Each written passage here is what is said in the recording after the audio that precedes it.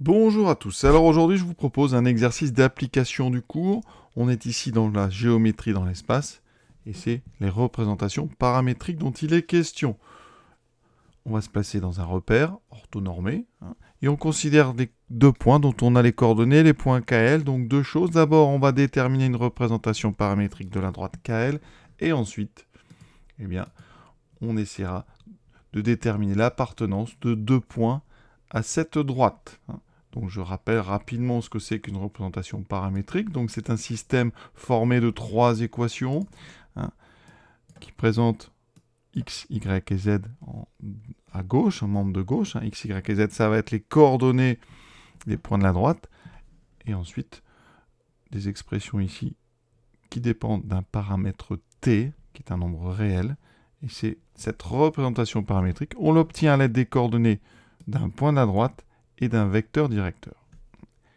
Donc première question, on va tout de suite donner une représentation paramétrique de la droite KL. Donc ici, on a besoin d'un point, donc on en a deux, on va prendre l'un des deux, on s'embête pas, on prend le premier en général. On a besoin d'un vecteur directeur, donc on va déterminer les coordonnées du vecteur KL. On aurait pu aussi prendre LK.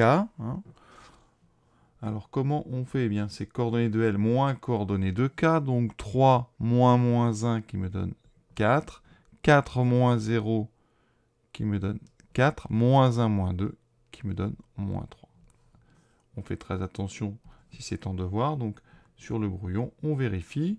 Donc on réécrit les coordonnées de K, dessous on écrit celles de L et on vérifie bien. 3 moins 1, ça fait 3 plus 1, 4. 4 moins 0, ça fait bien 4. Moins 1 moins 2, ça fait bien moins 3. Une fois qu'on a ça, le plus dur est fait. On écrit donc KL. Ici, X, Y, Z. On écrit les coordonnées du point qu'on a choisi. Je vais prendre le point K, moins 1. Le 0, on ne l'écrit pas. Et 2. Et ensuite, on écrit donc les coordonnées du vecteur directeur multipliées par t, ça fera donc plus k fois t, plus 4 fois t, plus moins 3 fois t. Et voilà, et on indique ici que t va décrire l'ensemble de tous les réels.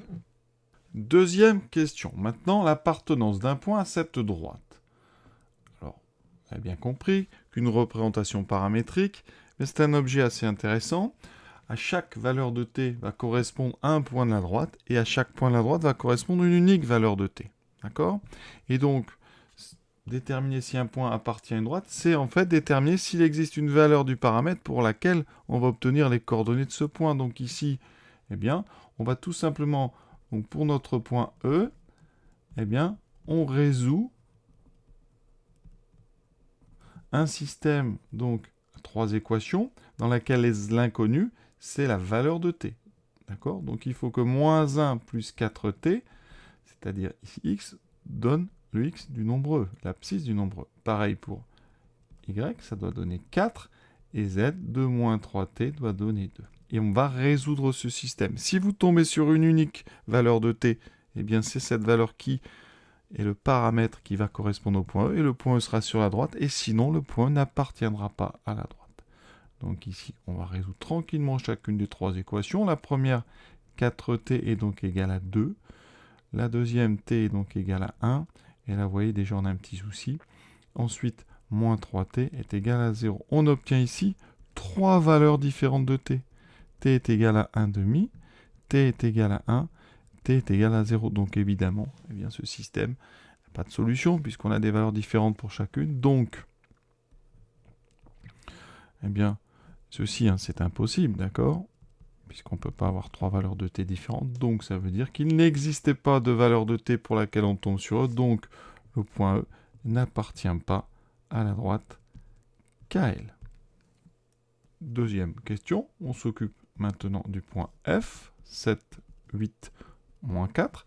On va donc résoudre un système similaire. Moins 1 plus 4t par contre doit être égal à 7. 4t doit être égal à 8. 2 moins 3t doit être égal à moins 4. Première équation. 4t est donc égal à 8. Vous voyez, on tombe sur la même chose ici, ce qui nous donne t égale 2. Moins 3t est égal à moins 4, moins 2, moins 6. Bilan ici, vous tombez sur t égale 2, t égale 2, t égale 2. Donc, ça veut dire que eh bien, le point F, c'est le point qui correspond à la valeur 2 du paramètre. Donc, pour t égale 2, on obtient les coordonnées de f. Donc, f appartient à la droite KL. Et vous avez bien compris, correspond à la valeur 2 du paramètre. Et l'exercice est terminé. Je vous souhaite une bonne fin de journée. À bientôt.